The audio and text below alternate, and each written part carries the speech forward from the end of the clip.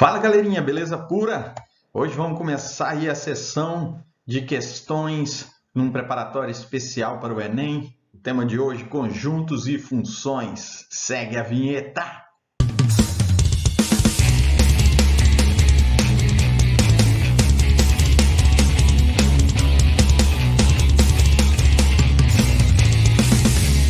Safadinhos. Escolhi algumas questões para vocês. Aí, essa questão é do segundo dia, caderno amarelo de 2018, a questão número 168. Né? Como a gente quer falar de funções e conjuntos e essa relação toda, olha essa questão que interessante. Ó. Durante uma festa de um colégio, um grupo de alunos organizou uma rifa. 80 alunos faltaram à festa e não participaram da rifa. Entre os que compareceram, alguns compraram 3 bilhetes, 45 compraram 2 e muitos compraram apenas um. O total de alunos que comprou um único bilhete era 20% do número total de bilhetes vendidos, e o total de bilhetes vendidos excedeu em 33 o número total de alunos do colégio. Quantos alunos compraram somente um bilhete?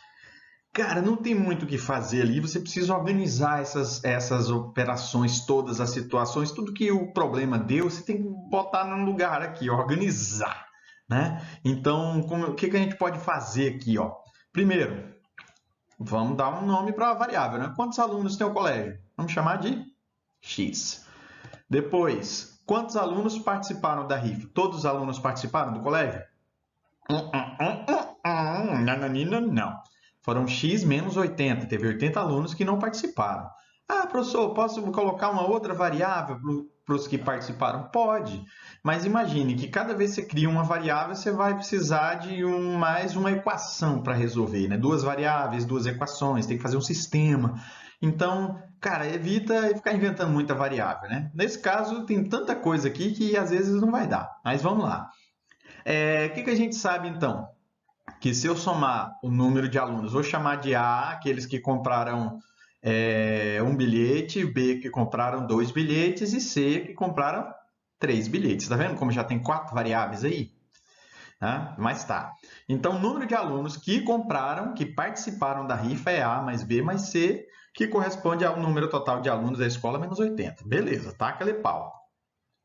Quantos bilhetes foram vendidos? Eu não sei quantos alunos compraram um bilhete. B, compraram 2, tá vendo? Eu estou querendo saber o número de bilhetes vendidos, eu chamei de Y, tá? Nessa situação, então, ó, a gente já sabe que o total de alunos que comprou um bilhete, que eu chamei de A inicialmente, é 20% do número total de bilhetes vendidos. Então, ficou aí, 0,20 vezes Y. Aí, beleza, né? Tá. O que nós sabemos também? Sabemos que quem comprou 2 bilhetes corresponde a 45. Legal? Se a gente fizer já uma pequena substituição, você vê que o A desaparece, ó, porque eu troco o A por 0,2y, né? O B equivale a 45, geram 4 variáveis, aqui nessa situação já caiu para 2, né? E aí a gente pode também acrescentar outra informação. Ó. O número total de bilhetes vendidos excedeu em 33 o número total de alunos do colégio. Então, o número de bilhetes é X mais 33. Tá, o que a gente faz então? Vamos começar a misturar essas equações, a colocar uma dentro da outra. Né? O ideal é que a gente encontre a variável que ele está pedindo. Mas aqui, como eu estou fazendo de forma genérica, né? Mas dá para você perceber que o que ele está pedindo é o valor de A. Para saber o A, a gente tem que saber o Y. Então, vamos lá, vamos construindo. Ó, quem ficou o Y? Essa mesma equação aqui de baixo, essa aqui, ó, que eu já fiz 0,2 vezes Y vezes 1, 90, C3. Né? E a gente já sabe também que, ó, tá vendo? Isso é 0,2. Quando você jogar ele para o outro lado, ele vem negativo, concorda? Então, seria 1 menos 0,2, que vai dar 0,8. Beleza.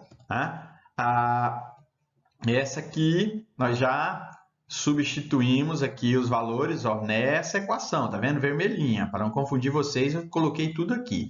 O que é o A? É 0,2y, o B é 45 e C eu também não sei. Então, tá aí, né? X menos 80. E aí a gente agora coloca, eu quero sumir com a variável x. Tá vendo aqui embaixo? Eu vou ter que ir para baixo, ó. O x é y menos 33. Se eu fizer isso aqui, ó, substituir o x por y menos 33 aqui, o que eu vou obter? Eu vou obter uma segunda equação que só tem y e c. Vocês estão vendo? Que legal, ó. Então tá aí, ó, menos 33, menos 80. A gente vai organizando tudo. Eu vou jogar esse aqui para o outro lado, né? Vou jogar ele para cá. E aí a gente vai obtendo uma outra equação, tá vendo? 45, 33 com 80 dá 113 e o y aqui que eu subtraí de 0,2 deu 0,8. A gente chega nessa situação. Estão vendo aqui que tem duas equações, ó, essa aqui de cima, olha que bonitona, uma azulzinha, e essa vermelha que só tem c e y, né? Como 0,8 ele aparece aqui e aparece na outra equação, o que eu fiz então aqui? Ó? Eu só igualei essas duas equações. A gente tem que c vezes 3 aparece de um lado e c do outro, joga eles para o mesmo lado, certo? Eu tenho C2, 158 menos 90 vai dar 68. Nós acharíamos que c vale 34. Como c vale 34, volta na equação, tá vendo? De novo aquela equação azulzinha lá em cima. Como c vale 34, a gente acha que 34 vezes 3 vai dar o quê? 102. Com 90, 192. O y, então, vale 192 por 0,8. Né? Uma dica que eu quero deixar para vocês e vale bastante esse tipo de situação é, se você não tem como resultado final a divisão, se você puder adiar ela, adia. Porque olha só, eu trouxe o y para essa equação aqui de baixo, tá vendo aqui, ó? Para essa equação, tá? Trouxe o y para cá, que o y é 192 dividido por 0,8. Quando você olha para essa situação, olha que legal, ó, você pode abreviar o sofrimento. Porque 0,2 e 0,8 eu posso simplificar. E eu sei que vai dar 4. Então, a nossa conta é 192 por 4, que é 48. Vai lá e marca a letra D e parte para a destruição. Beleza? Vamos para mais um. Nesse segundo probleminha, então, nós temos aí já em 2019, né? Segundo dia, questão número 63. Olha o que ele diz. Uma empresa tem diversos funcionários. Um deles é o gerente, que recebe R$1.000 por semana. Os outros funcionários são diaristas. Cada um deles trabalha 2 dias por semana, recebendo R$80 por dia trabalhado. Chamando X a quantidade total de funcionários da empresa, a quantia Y em reais, que esta empresa gasta semanalmente para pagar seus funcionários, é expressa por... Olha só, para a gente criar uma função, né? Criar uma equação com a situação. Então, vamos lá. Parte para a destruição. Se a gente já sabe que o salário do gerente ele é um funcionário diferenciado, ele recebe R$1.000. E o restante da galera é 80 conto por dia. Então, pensa comigo, né? Se cada um trabalha 2 dias, né? Semanalmente, a empresa vai gastar 160 com cada funcionário, certo? Aí o cara vem dar aquela chapuletada, ó, pá, pagamento total é 160 vezes X mais 1.000. Aí ele olha lá, nossa, que bonita a letra E, vai lá e marca a letra I, né? Legal, mas gente, ó, quase sempre no Enem as coisas não têm essa gratuidade toda, tem alguma coisa esquisita aí, não tem? Porque dá a impressão que o número de funcionários está excluindo o gerente. Então, cara, pensa direitinho, porque tem uma pegadinha aí por trás. Né? Então, se você marcou isso aqui e não parou para analisar direito a questão, já viu, né? Então, vamos lá. A gente tem que pensar numa outra situação. Pensemos então o seguinte, ó, não é a letra E, tá? Por favor, guarda a parada aí. A quantidade de funcionários, então, que recebe 160 por semana não é X, é X menos 1. A gente precisa tirar o gerente desse grupo. Né? Aí, agora sim, os funcionários que recebem 160 por semana, X menos 1. Você está tirando o o gerente, né? Lembra que X é o total de funcionários. Então, todos menos o gerente recebe 160 por semana. Como ele recebe 1.000, então, nós teríamos que o pagamento total é X menos 1 vezes 160 mais 1.000. Você faz a propriedade distributiva, faz o chuveirinho. O pessoal ama de paixão o chuveirinho, né? Ó, X vezes 160, né? Menos 1 vezes 160, faz ali o chuveirinho, tal, bonitinho. Olha o que dá. 160x mais 840. Então, a gente cai aí para a letra D, que seria a resposta correta. Tá valendo? Vamos para mais uma questãozinha do Enem. A terceira questão saiu também de 2019, né? A questão número 177. Eu estou pegando aqui o caderno cinza, tá? O site do próprio INEP tem tudo lá, tem as questões dos cadernos, tem o gabarito. Vou deixar a descrição no final do vídeo aí, tá? Mas todo mundo já conhece o site do INEP, então vamos lá. Uma empresa presta serviço de abastecimento de água em uma cidade. O valor mensal a pagar por esse serviço é determinado pela aplicação de tarifas por faixa de consumo de água, sendo obtido pela adição dos valores correspondentes a cada faixa. Então, pensa comigo, ó. Faixa 1, até 6 metros cúbicos. Então, quem consumiu até 6 metros cúbicos, o valor fixo é de R$ 12. Faixa 2, para consumo superior a 6 e até 10, quer dizer, entre 6 e 10, a tarifa é R$ 3 por metro cúbico ao que exceder a 6. Então, você paga os 12 até 6, passou dali, cada metro cúbico a mais você vai pagar R$ 3. E superior a 10 metros, a tarifa é 6, que passar de 10, tá? Aquilo que passar de 10. Sabes que nessa cidade o consumo máximo de água por residência é de 15 metros cúbicos por mês. O gráfico que melhor descreve o valor P em real a ser pago por mês em função do volume V de água consumido em metro cúbico é. Então, tá ali, ó. Essas são as opções, tá bom? São as opções. O gráfico, geralmente, ele não vem com todos os detalhes, né? Mas se a gente olhar mais atentamente, dá para perceber que esse gráfico, o eixo X está indo de 2 em 2 e, provavelmente, pelos valores que aparecem, o eixo Y está indo de 10 em 10. Né? Mas eu vou fazer logo na lata aqui a situação que corresponde a essas 3 faixas de preço e a gente já arremata a parada de uma vez por todas, certo? Apagar um pouquinho isso aqui, ó, tá aí, ó, o gráfico, certo? Quero que vocês notem aí, ó, que cada pontinho desse aqui, tá vendo, ó? Né? Você vai 2, 4, 6, 8, 10, 12, 14, 16, tá vendo? Então, o consumo em metro cúbico está medindo de 2 em 2, certo? Aqui, provavelmente, né, a gente vai ver pelos primeiros valores que aparecem, que essa escala deve estar de 10 em 10, tá bom? Mas analisem o gráfico com cuidado, os valores, né? Eu vou tentar aqui fazer de cara o gráfico que dá certo com a situação, né? Então, vamos pensar o seguinte, até 6, tá vendo? 2, 4, 6. Até 6, o valor é 12. Então, de cara, você já vai olhar um gráfico que tem essa primeira estrutura. Você está vendo como bate aqui a ideia de que aqui é mais ou menos 10, né? Então, é legal que a gente associe isso. A segunda parte vai até 10 metros cúbicos, então você já tem a natureza dele até ali. E a terceira vai até de 10 para frente, né? Então, chegando 15, e eu coloquei também, imitando o gráfico do Enem, eu coloquei um valor 15 ali para a gente servir de parâmetro, certo? Então, tá aí, ó, os primeiros valores aqui, ó, tá vendo? Eu estou pegando o próprio gráfico para um dos gráficos, a maioria deles que usa o 12 ali como referência.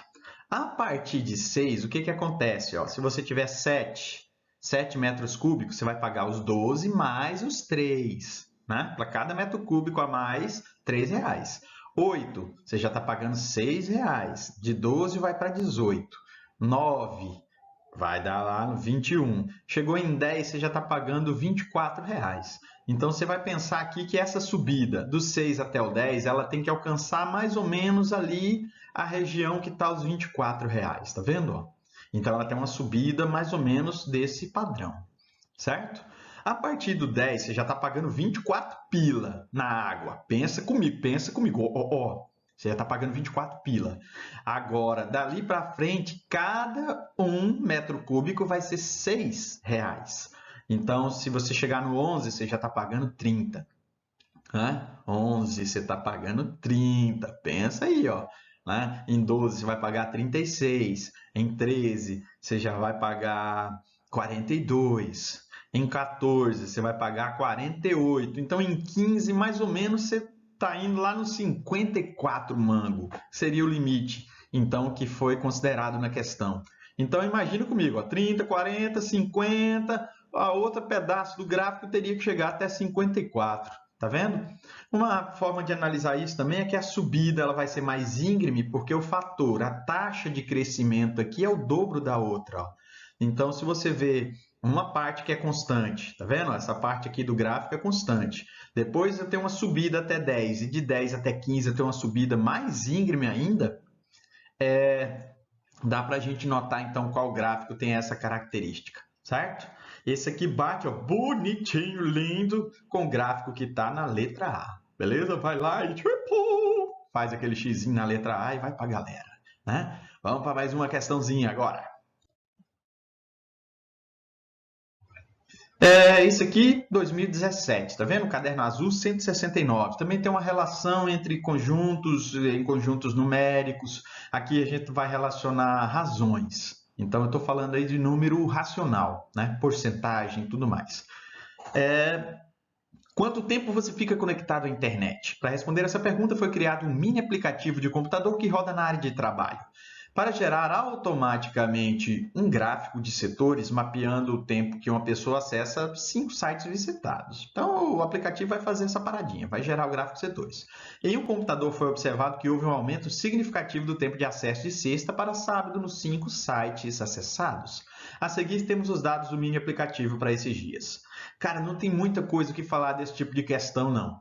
Você, mais ou menos, né, você vai tendo aquela noção de que um valor pode dar maior que o outro, mas, cara, você precisa fazer pelo menos uma continha. Né? Então, olha só. O que aconteceu com o site X? Ele pulou de 12 para 21. Eu quero a taxa de aumento. Como é que eu sei a taxa, a porcentagem que aumentou? Eu vou pegar o que aumentou de um lado para o outro, ou seja, foi 12. De 12 para, ou melhor, foi 9 de 12 para 21, então se divide por 12. Tá? É o aumento em relação à sexta-feira. Então aumentou 12, aumentou 9 e eram 12. Então a gente tem aí ó, a primeira fração. Tá? Vamos aqui para a segunda, o site Y. Ele era 30, foi para 51, o aumento foi 21. Então, a relação de aumento vai ser 21 por 30. Esse aqui é um número racional, beleza? É uma fraçãozinha básica. Né? Do site Z, aqui nós temos que ele foi de 10 para 11. Então, o aumento foi de 1 para 10. O site W, ele foi aqui de 38 para 57. O aumento foi 19 para 38. E o site U, que foi de 40 para 56. Ó, acompanhe comigo a ideia. Aqui subiu 16 em 40. Aí você olha esse monte de frações agora e o negócio é compará-las, né? Então, eu sou contra ficar fazendo a divisão de fração. Eu, sinceramente, eu acho que se a gente tem como fazer um comparativo mais simples, já ajuda. Mas olha só, se a gente fizer breves simplificações nessa fração, a gente alcança a resposta de uma forma bem interessante. Então, aqui, por exemplo, 9 por 12, se você divide por 3, vai dar 3 quartos. 3 quartos é 0,75. É um valor legal. Né? O Y, 7, 10. Se você divide por 3, 7 por 10 dá 0,7, né? Que corresponde a 70%. 19 para 38 dá meio. Né? 1 sobre 2. Se divide por 19 os dois, dá 50%. W aqui, ó, se você divide por 4 em cima e embaixo, vai dar 4 por 10, que dá 0,4 ou 40%. Né? E o 1 sobre 10 está ali no cantinho, 0,1, que dá 10%. Então, se você olha aqui, ó, esse valor aqui que deu 75, esse aqui deu 70, 50, 40%, e esse aqui deu só 10%, a gente vai lá e marca a letra A, que diz que o site X é o que teve o maior aumento de um dia para o outro. Legal? Mais uma questão, vamos lá. Essa aqui é de 16, questão 140. Vale mais para a gente entender a estrutura de uma função. Você está vendo que aqui o gráfico, né? O gráfico ele já demonstra para a gente o que está acontecendo com a função ou com a relação entre essas duas grandezas, né? São dois conjuntos, certo? Tem duas variáveis aqui. Ó. Uma cisterna de 6.000 litros foi esvaziada em um período de 3 horas. Na primeira hora foi utilizada apenas uma bomba. Mas nas 2 horas seguintes, a fim de reduzir o tempo de esvaziamento, outra bomba foi ligada. Conseguiram compreender isso aqui pelo gráfico? Ó? Até aqui é uma bomba funcionando. Só que daqui para cá eu já tenho 2 bombas funcionando. Mas tá, vamos lá. O gráfico formado por 2 segmentos de reta mostra o volume de água presente na cisterna. Você está esvaziando a cisterna, saiu em 1 hora de 6.000 para 5.000 litros e depois em 3 horas ela se esvaziou completamente.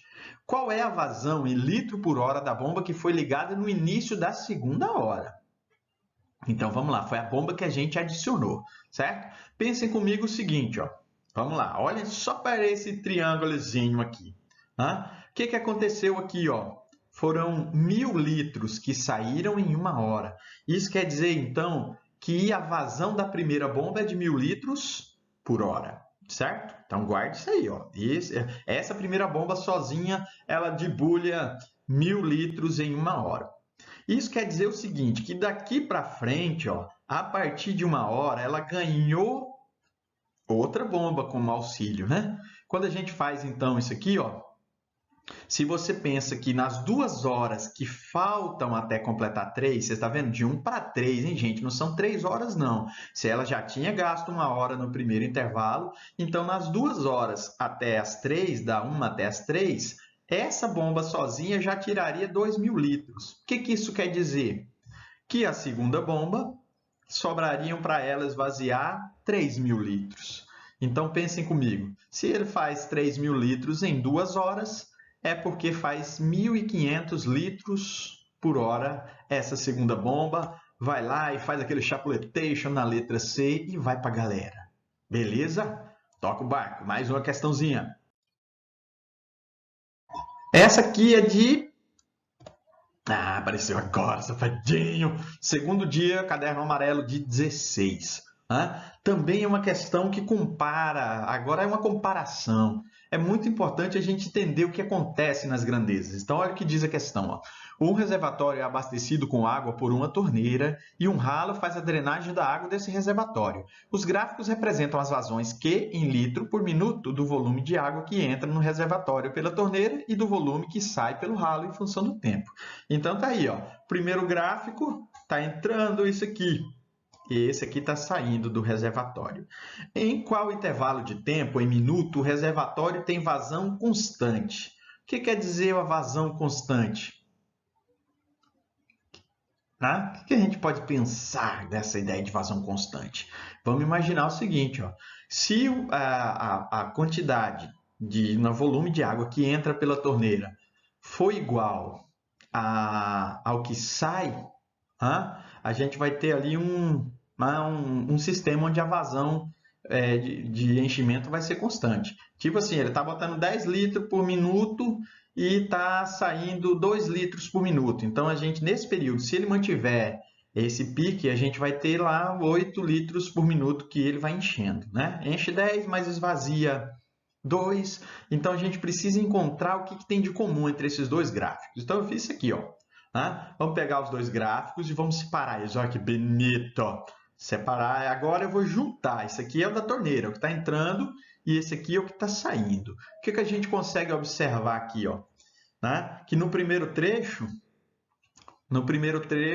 o que está saindo está aumentando, enquanto o que entra na torneira, que é essa parte aqui, fica constante. Agora, entre 5 e 10, olha o que acontece. Ó. o que está saindo é fixo e o que está entrando é fixo. Acabou a questão. Dá para ver, então, que é entre 5 e 10 que é a nossa resposta. Por quê? Ó, aqui a torneira está diminuindo a quantidade e aqui está saindo a mesma coisa. Né? Continua saindo a mesma coisa. Agora inverte o gráfico. Ó. Aqui a vazão aumentou, enquanto aqui a torneira está mandando a mesma coisa. Então, não é vazão constante. E aqui está saindo o mesmo tanto, só que está diminuindo a quantidade. Então, o reservatório está aumentando. Né? Então, o que a gente pode notar nessa brincadeira aqui? Que nesses intervalos, tem um intervalo somente e que a relação entre o que entra e o que sai é a mesma. Né? Então, aqui está aumenteira para aumentar a resposta também, mas a gente conseguiu ver ali que a tendência dessa situação é a gente analisar esse lugar aqui, ó, que tanto a entrada quanto a saída tem a mesma vazão, vai lá para a galera, marca a letra B e parte para a destruição. Tá valendo? Temos aí uma questão 136, 2015, o caderno azul. Então, também uma análise que a gente precisa fazer de gráfico. Um investidor inicia o dia com X ações de uma empresa. No decorrer desse dia, ele efetua apenas 2 tipos de operações: comprar ou vender ações. Para realizar essas operações, ele segue esses critérios. Acompanhe o critério. Cara, é muito importante. O cara pensa, vai para o lado, vou ler. Poxa vida, você vai perder a chance de matar uma questão fácil. Ele vende metade das ações que possui assim que o valor das ações fica acima do valor ideal. Tá vendo aqui no gráfico? Olha quem é o valor ideal, esse cara aqui do meio. Então, chegou nesse lugar aqui, passou desse lugar, quando ficar acima, ele vende metade. Ele compra a mesma quantidade de ações que possui, assim o seu valor fica abaixo do valor mínimo. Tá vendo? Ó? Assim que o seu valor fica abaixo do valor mínimo. O valor mínimo está aqui. Ó. Isso quer dizer que se o troço descer aqui para baixo, ele vai comprar, como o valor das ações está baixo, ele compra. Né? A mesma quantidade que ele já tem. E, por último, ele vende todas as ações que possui quando o seu valor fica acima do valor ótimo. Olha que legal. Então, passou daqui de cima, ele sapeca lá a parada e vende tudo e pega a maior grana possível, que as ações estão lá em cima. O gráfico apresenta o período de operações e a variação do valor de cada ação em reais no decorrer daquele dia e a indicação dos valores ideal, mínimo e ótimo. Quantas operações o investidor fez naquele dia? Então, vamos lá. Né? Se a gente imaginar, então, que nesse lugar, estão vendo aqui, ó, o que aconteceu com as ações? Elas passaram do valor ideal. Quando passa do valor ideal, o que ele fez, então? Ele fez uma primeira operação de venda, certo? Então, ele vendeu. Eu coloquei aqui números para a gente entender como funciona a coisa, né? Então, essa é a primeira operação, tá bom? Onde está a bolinha. Ele tinha 64 ações, vamos dizer que ele vendeu metade, não é assim que diz? Então, eu peguei 64 porque é um número que é fácil de dividir por 2, tá? Vai dividindo por 2, então tá aí. Né? Depois da primeira operação, ele tem 32 ações, certo? O que acontece então? Ó? O gráfico ele chega até esse lugar aqui, ele começa a baixar. Passou daqui. Ele faz outra operação? Não. Quando é que ele faz a operação? Quando o valor fica acima. Então, aqui ele está abaixo. Só que quando chega aqui embaixo, olha só, nesse ponto, o que acontece? Ele entra na segunda condição. Assim que o valor fica abaixo do mínimo, ele compra a mesma quantidade. Ele tinha 32, ele vai comprar mais 32 ações, ele vai voltar a ter 64. Aí o que acontece aqui? O preço das ações, o valor começou a subir. Na subida aqui, ele faz alguma coisa, gente? Não. No valor mínimo é só quando está abaixo. Só que quando chega aqui, ó, o que acontece? Ele de novo caiu na primeira condição, tá? Ele passou do valor ideal. Aí ele vai de novo, vende metade das ações, ele vai para 32. As ações continuam subindo. Quando chega aqui, o que acontece? O que acontece quando ele fica acima do valor ótimo? Ele vende todas as ações. E aí, vendeu todas as ações, o que ele tem? 0. Quantas operações ele conseguiu fazer depois disso? Nenhuma. Quantas operações ele fez ao todo nesse dia? 4. Fechou?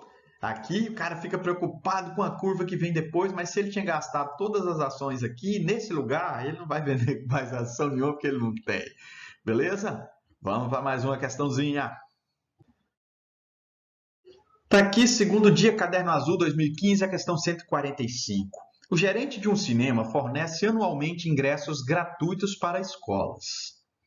Este ano serão distribuídos 400 ingressos para uma sessão vespertina e 320 para uma sessão noturna de um mesmo filme.